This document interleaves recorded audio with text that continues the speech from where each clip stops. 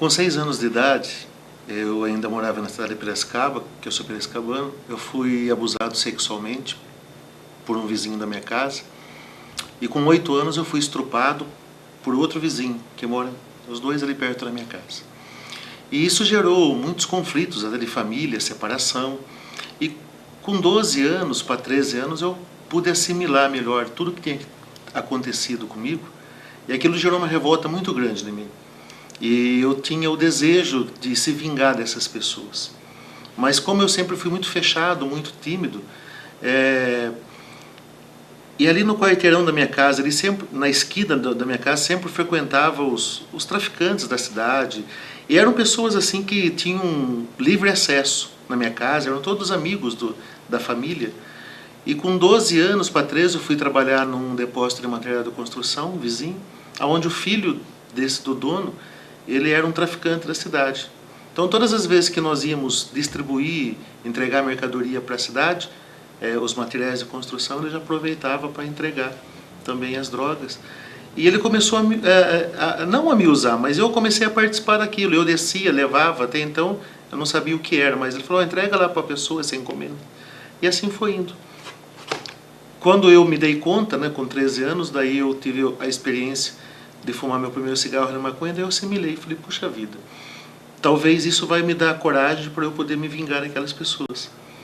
E aí eu comecei a me envolver, né, a usar através da maconha, mas já muito rápido, com os 14 anos eu conheci a cocaína. E como eu já trazia esse trauma, né, esse ódio, vamos dizer assim, eu era uma pessoa muito fechada. Então eu peguei uma confiança muito grande daqueles traficantes ali. Porque pela pouca idade que eu tinha, eu nunca contei nada daquilo que acontecia, eles começaram a confiar em mim. Eu comecei quando estava numa festa de aniversário, aos 15 anos de uma amiga minha. Estava já embriagado por causa do álcool. E eu decidi, por curiosidade, experimentar o cigarro. Meus amigos me ofereceram, claro, antes da minha curiosidade. E eu usei o cigarro. E a gente foi depois para um lugar mais aconchegado entre a gente, entre 4 amigos. E foi então que me ofereceram uma maconha. E eu já estava embriagado, curioso. E já tinha experimentado o cigarro e usei a maconha. E a partir daí fui usando diariamente. Aí depois passei para a cocaína com 18 anos de idade. O perfil de um usuário de droga. Eu acredito que é uma pessoa que tem um ponto de sofrimento. Sempre trabalhei com os meninos e as meninas nesse sentido. Se você pega um histórico de vida, você percebe que ele para naquela fase. E daquela fase ele não sai. E é daquela fase que ele tira aquela força para ser um usuário de droga. Às vezes a sociedade fala, ele é um vagabundo, ele não presta, ele não quer trabalhar e tudo mais. Né? Mas ela não conhece a vida do usuário de droga. Assim como a gente conhece tão de perto mesmo, assim, para saber o sofrimento dele, na verdade. Agora, em relação à idade, é adolescência até 70 anos, 60, 70 anos. Hoje em dia eles estão começando até mais tarde, viu? Tenho meninos que começaram com 46 anos. Os meninos, eles começam em grupos, na verdade, né? Eu vou experimentar com meu colega, vou para uma festa com meu colega, o próprio do bairro, dependendo. Acredito que é mais em grupo mesmo. As meninas, elas costumam fazer uso pelos maridos ou pelos namorados, através deles. O cunhado quis internar meu marido. Eles não iam internar. Porque eles achavam que quem precisava de internação era ele e não eu, porque ele quem me dava as drogas. Aí ele disse, eu me interno, se vocês internaram também. Não é fácil não, tá aqui não. Foram anos de loucura, porque dos 14 anos foram até os 27 anos de idade. Só que nisso daí, porque a cocaína ela me levou assim por situações muito difíceis, porque ela me desinibia. Toda aquela pessoa fechada, tímida, né? Eu comecei a me soltar, eu tive uma oportunidade de se envolver na alta sociedade ali de Piracicaba. Então o tráfico que eu fazia eram para pessoas assim, da alta sociedade. Então não era um tráfico de risco, entendeu? Eu nunca abri as portas da minha casa para me traficar, não. Eu sempre frequentava as festas, as reuniões, né? E eu abastecia a alta sociedade de Piracicaba. Então, isso me fez não se expor tanto, né, a nível de polícia, de violência, né? Porque daí eu acostumei a andar com carro novo, com moto, a ter companhia de mulheres bonitas, né? Então a droga ela me prendeu nesse sentido, né? Eu usei do tráfico para vir sustentar o meu vício. Então eu nunca fui uma pessoa que fiquei precisando, eu nunca roubei nada, eu nunca tirei nada da minha casa, entendeu? Eu usava todos os dias, mas tipo assim, eu comprava uma quantidade, separava a minha parte, que a outra parte eu pagava, mas eu usava todos os dias, eu era escravo da droga. Falta muita prevenção, oportunidade de emprego falta. Para adolescente, a gente não tem muitos cursos profissionalizantes. Tanto o que a gente precisa para os meninos tem que ser pagos, né?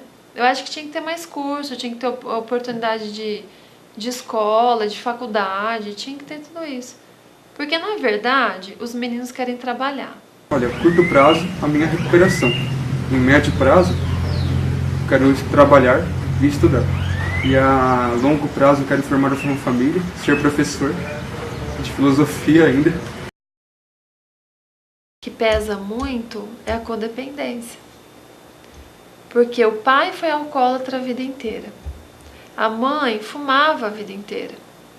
Então o filho sempre vai ter um pouquinho de substância na parte genética dele, né? Então, por exemplo, ele faz uso de cigarro uma vez, já é um dependente. O meu pai, por mais de uma vez, ele jogou as minhas roupas para fora de casa, me mandando embora. Aí a minha mãe vinha chorando, recolhia, né, e falava para ele, tem jeito, calma que tem jeito. Hoje eu sou amiguíssimo do meu pai. Muito triste. É muito triste.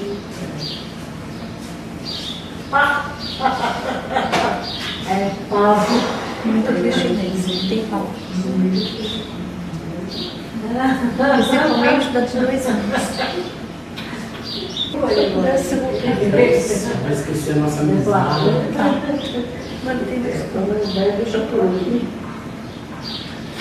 Eles precisam da família. Eles precisam de alguém que dá apoio para eles. E para a família dar apoio para eles, elas têm que saber o que é a doença.